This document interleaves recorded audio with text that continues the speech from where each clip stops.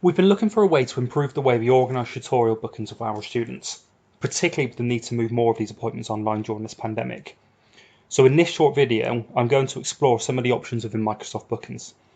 Now, to access Bookings, you need to log into your Office 365 account, and then you can click on All Apps here, and then onto Bookings. And that will take you into a different app.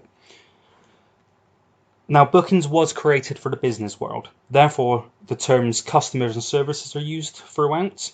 And this obviously isn't a language we would use for students and tutorials. But the platform's functionality does allow us to transfer this into education. We just have to be aware that those terms probably aren't ideal for us. Now, you will have to create an account. So mine's coming with the account I've created. It is relatively straightforward to create an account. And once you've done that, you will land on this type of page. Now you'll see my picture up here in the top left part of the screen. I've added in that as a picture of myself.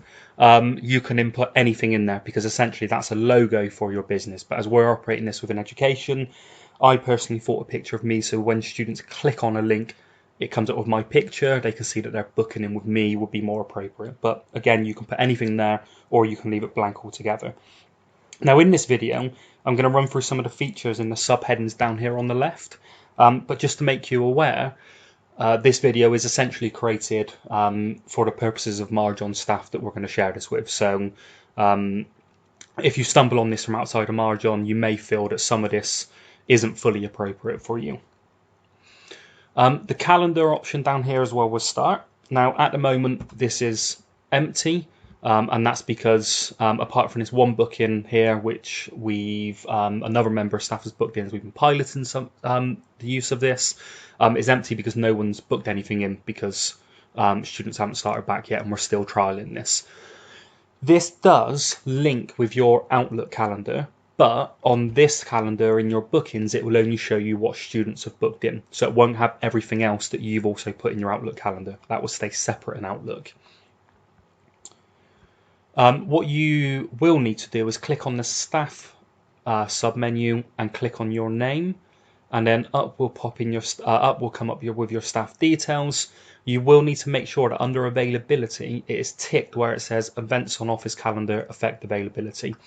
And what that essentially means is if that's ticked, when a student tries to book in through this app, it will not let them book in if you have something pre-populated in your Outlook app. So you cannot double book. The other benefit of having this ticked is that when students do book in with you here, you will see it in your calendar here, but this calendar here essentially becomes redundant because it will also populate in your Outlook and in your Teams calendar as well. Now, if I go back into staff, the other things you may want to do in here, you may want to change some of the times here, but to be honest, I leave it as use business hours because every time we add a service, and a service might be a tutorial booking, for example, we can override this anyway. This is just the default that sets for us when we create a new service. And I also tick the default of notify staff via email when a booking is assigned to them or changed. So if a student books in, we will get an email notification. You may not want that. You may want to turn that off, and you may be happy that you can just keep checking your Outlook calendar.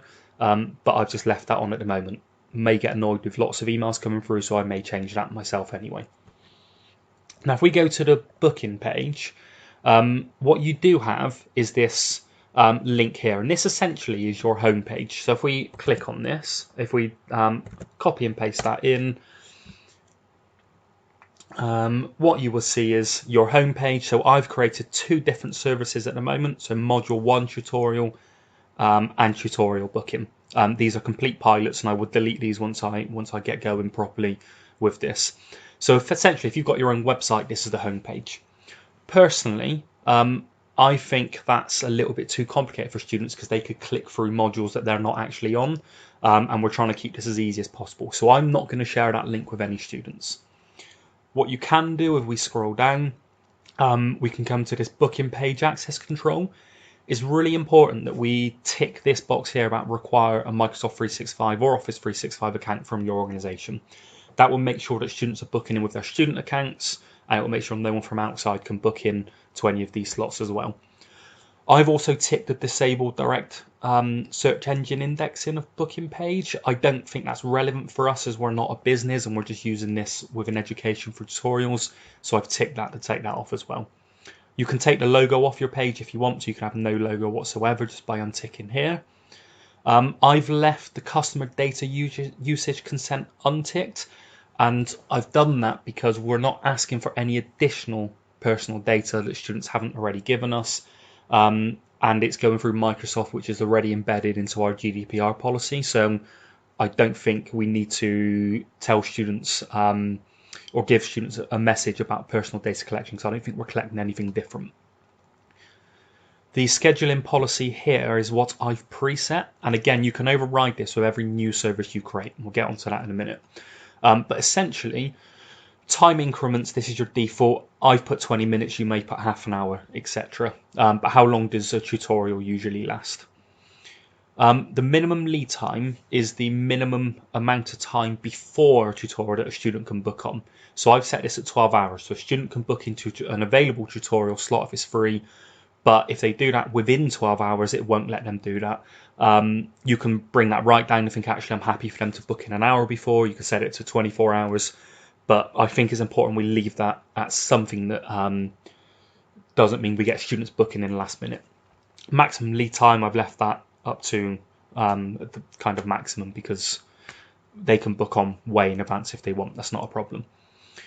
Email notifications. Notify the business, so that will be us as the teacher via email when a booking is created or changed. Again, we can turn that off and send a meeting invite to the customer or the student in addition to the confirmation email. I've left that on. I've left this unticked because I'm the only staff member. In theory, if we use this more effectively, we could apply multiple staff members and run it almost at a modular level and let students book in via different staff. I think that's too complex for both us and students, so I think we should just have our own pages that students then click through. So I'm leaving this off for now. And in terms of availability, I've preset it to bookable when staff are free. So if Outlook identifies something in our calendar, it won't let students book in.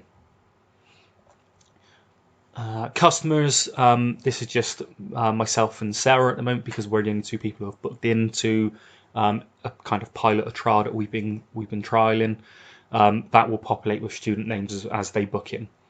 Now, if we get down to services, this is where most of our time will be spent and probably the most important part of this. The way I imagine using this is I will click add a service up here and book in different services, probably for every module I teach on, and a tutorial booking, maybe a year 1 tutorial booking and a year 2 and a year 3 separately, etc. Now, if I click on one that I've created, so if we look at module 1 tutorial, what you do get is a brand new link for each individual service. So the way I imagine using it is if this is module 1 that I teach, let's say with the year 1s, I will put a module code in instead of module 1, obviously, and give them the link, and all they can access is this page. They can't then go back to my home page and click through all the different modules and get confused with it. They just get this one page. And then they get all of the options I've given them around dates and times to book in. And as you can see, they can book a slot, go down, and they can put in the relevant information here. We can change this, what appears here, and we'll look at that in a second. So name, description, you can tick all of this. The really important parts to get right here is your default location. So you can put in a room or your office number, or if it's a Teams meeting only, then that's preset at not. So tick that into add online meeting.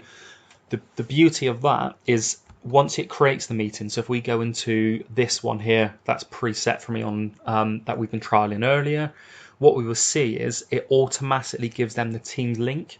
And also if we go into Microsoft Teams and have a look, if we double click onto the slot, if I can find it,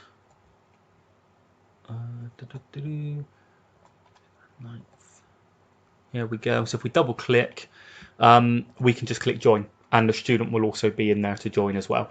So by ticking add online meeting, it presets, integrates with everything that we need to do in terms of Outlook and Teams. Default duration, do you want it to be 20 minutes, 30 minutes, etc. The buffer, the time, so you might want to add a 10-minute buffer before or after. and that will give you a chance to have a break, type up any notes, maybe if a student overruns, etc. I've just left that off for a minute. You can add more maximum attendees when you set this up for the first time, but that's locked because I've already created this one. Going down, here we go. So modify custom fields. So this is what is preset. The name isn't here because the name is always required, but anything highlighted here in grey will appear sorry, let me go back to this link.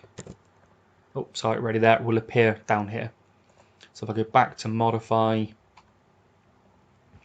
I don't want their phone number, I don't need their address, and I don't need any notes. So if I save there and then refresh back on this link, we can see it's changed, and that's all it's asking for. Now what you might want to do is add in a question. So it might just be a text question, and it might be something probably worded better than this, but what would you like from this tutorial, etc. So you might put some onus on the students to, and then required, maybe not, it might be optional, but if it's highlighted, it will appear. So it has to be highlighted to appear, and then required, it means it's essential, unticked, obviously, is optional. So if we save that, and then go back, we can see now that they can choose to add in some text about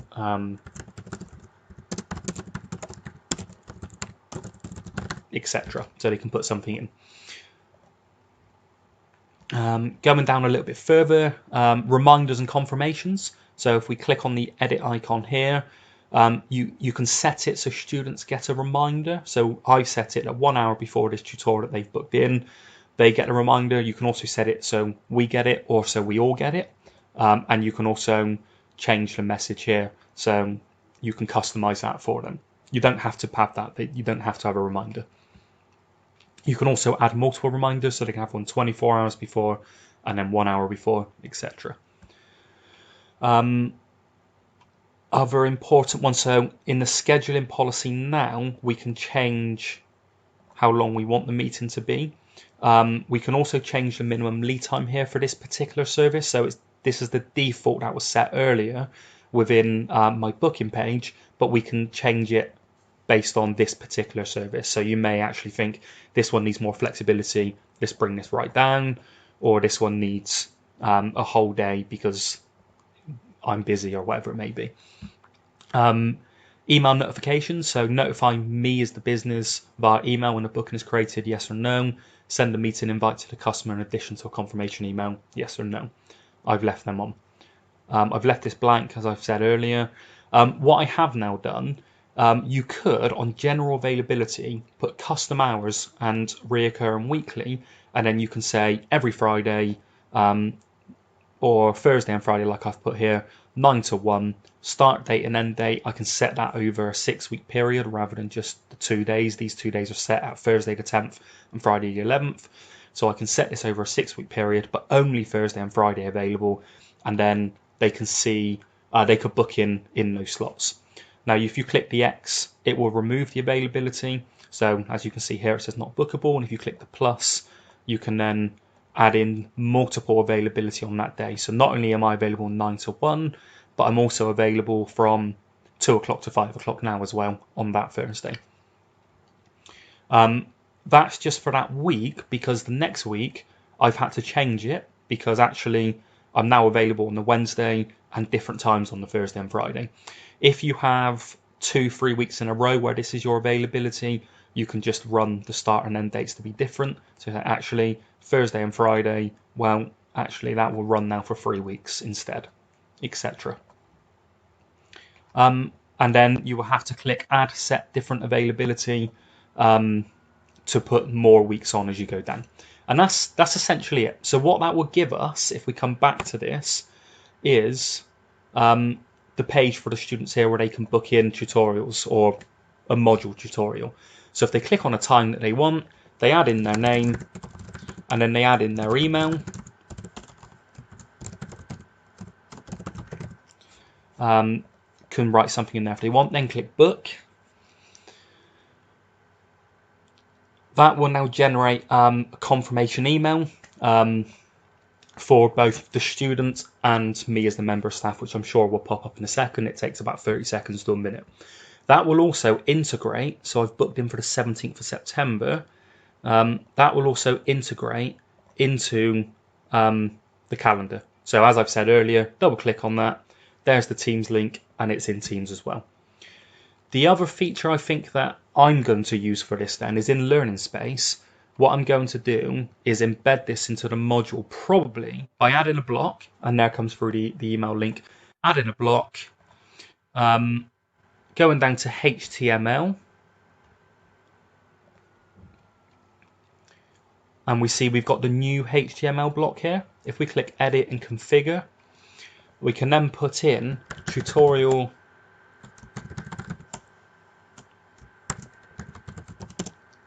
bookings, and then we can put the member of staff's name in there, so etc. whoever's teaching on the module. You can then highlight your name, click link, and if we go back to that page, we can then copy and paste the link, open a new window, create. We can make it bold, different colors, make it look more appealing, make it look like a button, etc. But what we can then do is click on that. The student can then click on that teacher's name to book in a tutorial, and they get to the wrong bit because I've put the wrong link in, but I think we know where we're going with this. Let me change that.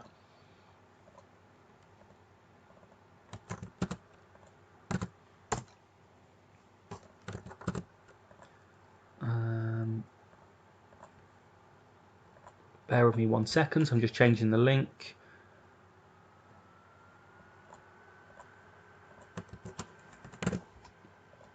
And now what we should get is if a student clicks on that link, it will take them into a new window where they've got all of the availability. And that's essentially it. There is a lot more features that you have within bookings. So for example, there's workflows, and you can add other staff and you can run it at a modular level. But I think for what I'm going to use it for, just to keep it really simple for me and teachers, that's essentially, unless this evolves as we go, that's essentially how I'm going to use it. More